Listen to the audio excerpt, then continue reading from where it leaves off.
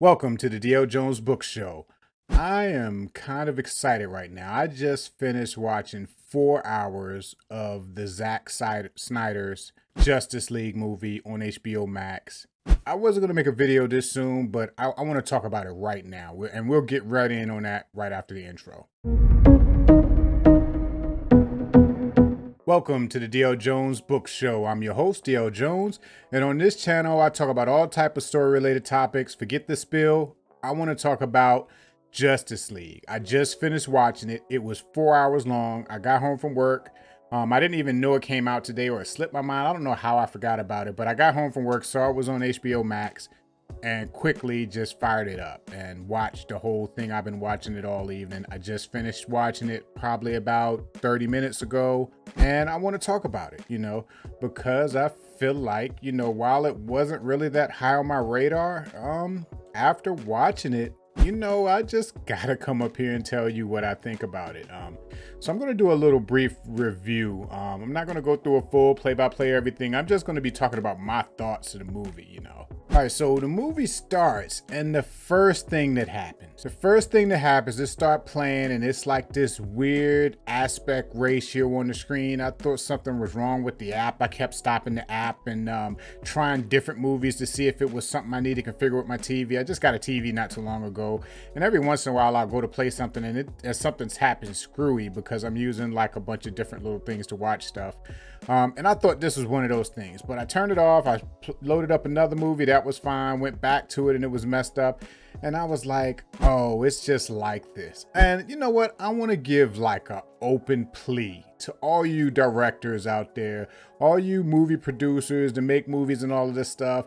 CW, Marvel, I'm looking at you with WandaVision. Will you please stop doing these weird aspect ratios of your movies? Stop with that little artistic thing. We all watching it on TVs and on screens and stuff. We don't want to see the black bars. Stop doing it. Just make it a normal aspect ratio so it don't be looking all crazy. You won't have me going through a situation like I was just going through, flipping back and forth, thinking something's wrong with my TV. Just stop it. Stop doing it, please. Just stop doing it. Just use the regular normal stuff. Stop trying to be creative when it comes to that point. Be creative in other things, but stop with the aspect ratio creativity. Just stop it, okay? But anyway, the movie started and that happened, and I already, right off the bat, seeing that goofiness with the aspect ratio, it just put me in a bad mood right off the bat. I was thinking right then, I was like, okay, I'm not going to like this movie. I got to sit through 4 hours of this because I'm committed now. I started it and I'm committed now. And I'm like, now I'm already angry, a little bit angry with the aspect ratio shenanigans.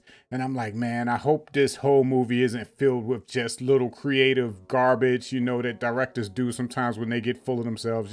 I thought it was going to be a situation like that. But boy, was I wrong. Don't get me wrong. I was upset about the aspect ratio throughout the whole 4 hours. But as far as the movie was concerned, boy, was I wrong. My anger at the beginning, my thoughts at the beginning, the bad mood I was put in at the beginning, I was completely wrong with that, To be short, it's funny because as I was watching this movie, the first thing I was thinking was, that scene in the first Avengers? The scene like towards the end of the Avengers when all of them are on that bridge and they do that little dramatic pan around the camera. If I can find the clip, I'm going to insert it right here and you'll be looking at it.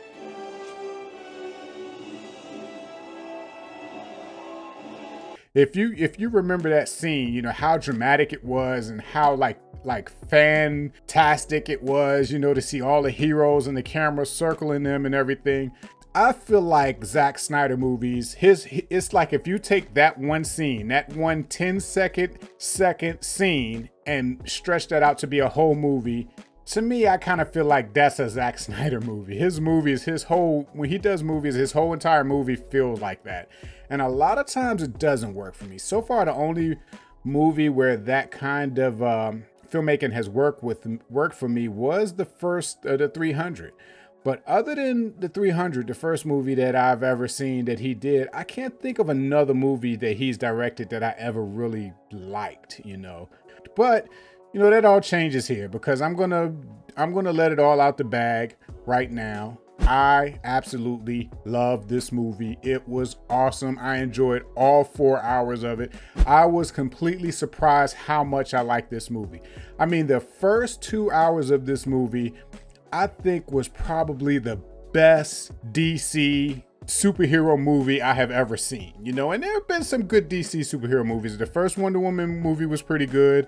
Aquaman was pretty good.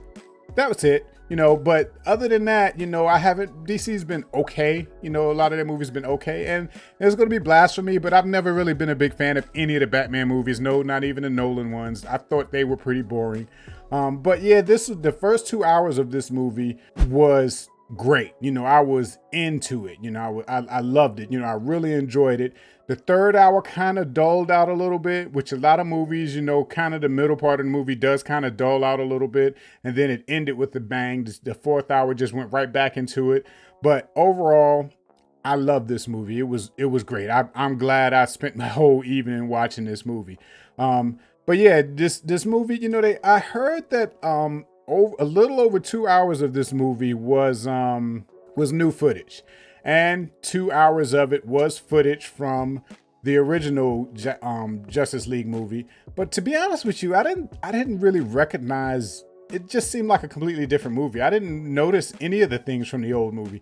And it may have been because when I watched the old movie, I probably kind of zoned out through large parts of it, But this movie, it felt like a new movie. It didn't feel like an extended version of the old movie. It felt like a completely new movie. It felt like the story was even different, And if this is the story that Zack Snyder was going with from the beginning, if this is the story that he was trying to tell, when they switched it over, they really screwed up. Because the movie that came out, while I didn't think it was bad, I did think it was kind of boring, and I didn't really enjoy it all that much. It wasn't memorable or anything, But this movie here, this movie was pretty good. I mean, each character, anywhere from Wonder Woman to Aquaman to Batman, every character, every superhero had their moment. They had their moment to shine. Each one of them had like a little section. In the first 2 hours, 2 or 3 hours, each one of them had a section where you kind of go to their lives when Batman is going around trying to recruit people. And then when the bad guy, Steppenwolf, goes to each of their little areas, places in the world to try to steal the mother boxes, they had scenes, where their homeland had scenes, or they had scenes, or sometimes it went to both of them. But I'm getting ahead of myself. Let me talk about what this movie was about. Okay, so if you remember what the first Justice League movie was about, I don't either. I don't remember it either. So this is almost like a new viewing for me. But anyway, what this movie is about is Batman had these visions, at the end of Batman v Superman, during that movie, you can see he had a couple of visions about something to come. Don't know why Batman is having visions about things, but he's had these visions. So he started to think that he needs to put a team together, And the reason why he needs to put a team together, which we find out in this movie, is that there are these boxes called the mother boxes. It's like some kind of alien, super advanced technology. And it's 3 of them. And what happens is if they are put together, they can reform the world in whoever owns, whoever has control of it, they can reform the world into whatever that person that has control over it wants the world to be. So the person that wants control over it is this villain named Steppenwolf, and he kind of works for another villain. He's trying to gain favor. I guess he's done Darkseid, which is the big bad. You see him a couple times throughout the movie, but he's not the one that everybody is actually fighting. But I guess at some point, Steppenwolf had done something bad with Darkseid, and so he come to Earth to try to find these 3 mother boxes, which were hidden by different groups, thousands of years ago. And he found out that they're on Earth, and he's at Earth trying to find them, So it's sort of similar to the Avengers movies with the Infinity Gauntlet and all of that stuff, where you have the big bad trying to find several different pieces to put them together, Similar type of storyline. You have Steppenwolf, who's trying to put together the 3 mother boxes so that he can reform the world in his whatever, in the way he wants, which he wants it to be like Doom. He wants to ruin everything, you know. So that's the main premise of the movie. So Batman has these visions, and he's going around trying to gather these heroes. You know, you remember in the other movie, Batman v Superman. You know, he's already kind of done some reconnaissance on these different heroes. He already knew about Flash. He already knew about Aquaman. He already knew about Wonder Woman, and he already knew about Cyborg. So what he does is he's going around to each of those people trying to recruit them, you know, trying to get them to come, because he feels like he needs to put these people together because of the threat that's coming, because of his visions, and he's going to need to put people together to fight them. And, you know, Superman is dead, you know, so he's no longer there. So he's like, you know, I got to get these people together so we can fight them. So it's pretty cool. He goes by and he's trying to recruit Aquaman. You know, Wonder Woman was, she was in on it from the beginning because they attacked her homeland and they got message out, you know, to her. So she knew that she needed to be a part of it. So he didn't have to really do too much recruitment of her. She kind of went to where they split off, you know, the last couple of people, where she went and took Cyborg and he went to get the Flash, you know, to try to recruit them to get them to help fight, you know. But yeah, it was pretty cool. One thing about this movie is Wonder Woman is awesome. You know, it kind of makes me angry a little bit thinking about, we just came off Wonder Woman 84, where they really screwed up Wonder Woman. You know, Wonder Woman, the first movie, was good, and Wonder Woman in this movie is awesome. She got some pretty awesome scenes, you know. And then I think back and I'm like, they just screwed her up in that Wonder Woman 84 movie that came out during Christmas time. I'm thinking they need to switch her to somebody else. I'm sorry. They're not, but they probably need to, because after seeing her in this movie and then thinking about what they did with her in Wonder Woman 84, it kind of makes me upset, you know?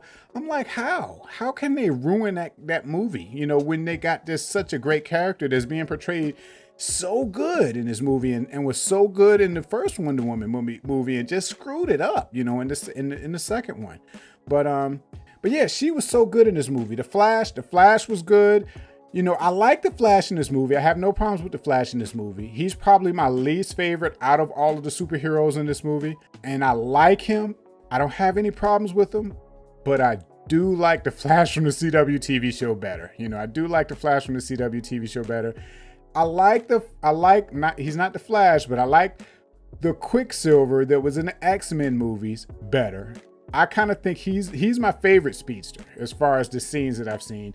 And then comes Grant Gustafson, however you say his name, Flash from the CW movies. And then this Flash. And last, you have the Flash from the Avengers movies. I liked him too, but they kind of didn't really do a whole lot with him and then killed him off too soon before we even got a chance to really, you know, do too much with him. But yeah, this Flash was cool, you know, but I still liked him. Don't get me wrong. I still liked him. I liked his scenes. I thought the scenes were cool, but he's not my favorite Flash. But he was good. I won't complain. If he's the only Flash we got, I'm happy with that. But anyway, and Cyborg, man, I see why Ray Fisher is running around here all mad for the last however many years. Because in this movie, he does a lot. You know, he's important in this movie. He does a lot. He has a big role. In the last movie, in the first Justice League movie, he kind of felt messed over. You know, he kind of felt like, you know, his character and what he did in that movie was really, really dwindled down to nothing, you know. I think they even put him in the back, like on the poster. I think at some point they even got to a point where they put him behind people so you could barely even see him in the movie poster. But yeah, it was he was good, you know. After seeing this movie, after seeing how much involvement he had in this movie, that character had in this movie, Cyborg, and just how important his character was, how to everything that's going on, I kind of see why he was upset, you know, especially if a lot of that stuff was already shot and planned and scripted out, and he thought it was going to be what we got now, and then the movie comes out and it's nothing like that. I can see why he was upset. If he had to put up with any type of garbage, and then that movie come out with all of his role pretty much dwindled down like it was, he's probably mad. I can see it, you know. I don't know why he's upset. I wish he would come out and say it, you know, just come out, put people on blast, you know, instead of keep talking around it and stuff. But, you know, I can kind of understand after seeing this movie and seeing how much involvement the Cyborg character had in this movie, you know.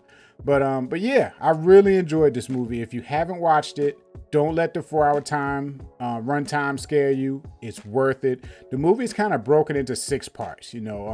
I guess at one time, I know when I first heard about it, I thought they was going to release it like a series, like episodes. But I guess they decided not to do it. They released it as one 4-hour movie, but it is broken into 6 parts. 6 titled parts, and each part you can tell us like different separate chapters and everything. And then of course, the part that I vaguely remember from the old movie was when they brought Superman back, towards the end of this movie. This happens probably in the 4th hour. They brought Superman back, of course, and then Superman helps them fight the bad guy and everything. But this movie was so good. And I haven't watched any reviews yet. I might be sitting here looking like an idiot if everybody's saying they hate it, but I don't care. I liked it. I liked it a lot. So far, it's my favorite superhero movie I've seen this year. Let's see, is it my favorite I've seen last year too. If I took last year and this year so far, put it together, it's my favorite superhero movie I've seen so far this year and last year. But it's real good, it's good. You got to go watch it. It's on HBOMax. I don't know if it's going to always be up there or it's going to be up there for a certain amount of time and then go away, but it's up there now. If you have HBOMax, go check it out because it's good. It's worth it, Ben Affleck, my favorite Batman. To me, he's Batman. Even though I've seen a bunch of other Batmans before him, to me, Ben Affleck is my Batman. I wish they would make more Batman movies with him. It's such a shame that they come up with this great cast of superheroes for the DC with Superman, Batman, all of these characters, and they're trying to get rid of them all. I don't understand it. It's like they got the perfect cast of superheroes, and they're trying to get rid of them all. They're trying to get rid of Ben Affleck, which I think he actually left on his own. But they should bring him back. I think he wants to come back now. Bring him back. Forget that other Batman movie. That guy he doesn't even look like Batman. That guy looks like he weighs like 90 pounds or something. But anyway, Ben Affleck is an awesome Batman. Cyborg is awesome. We all know that Aquaman is awesome. I don't know. I mean, the Aquaman we see on screen, I never read Aquaman comics, so I don't know how he is in the comics. I just remember Aquaman from the cartoons, the Super Friends and stuff. And the Aquaman we see in the movies, in the Aquaman movie and in Justice League, that's not the Aquaman from the cartoons. This Aquaman is more like they just took Khal Drogo and gave him a spear. Khal Drogo from Game of Thrones. It's like they basically just took him and said, all right, what I want you to do is be Khal Drogo, but carry a spear, or a trident, and I like it. It's cool. It works for me, but yeah, I really like this movie, I'm excited about it. I'm probably going to watch it again this weekend, but there's more stuff coming on this weekend because tonight, the first episode of Falcon and Winter Soldier comes on tonight. Well, 3 a.m. in the morning here in the East, on the East Coast. I'll probably watch that tomorrow, but man, this was so good. I'm telling you, go watch it. I really enjoyed it. And I liked it. I liked it a lot. The other Justice League movie, I'm curious. Right after this, I'm going to go start watching some. Right after I record this, I'm going to go start watching some reviews to see what other people think. But man, this movie is good. They made a big mistake by handing this off to somebody else when Zack Snyder was having his problems and needed to take a break. They should have just waited. They should have just waited for him to finish and waited for him to go through what he had to go through, waited for him to grieve, waited for him to handle his affairs with his family and everything. They should have just waited. And when he was ready, let him come back and then make the movie, because this is awesome.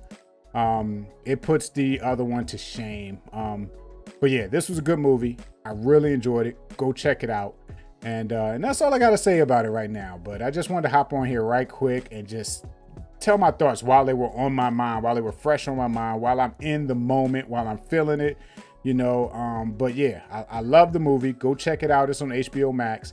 And thank you for watching. I'll see you next time. Congratulations. You made it to the end of the video. While you're here, why don't you check out that video right there?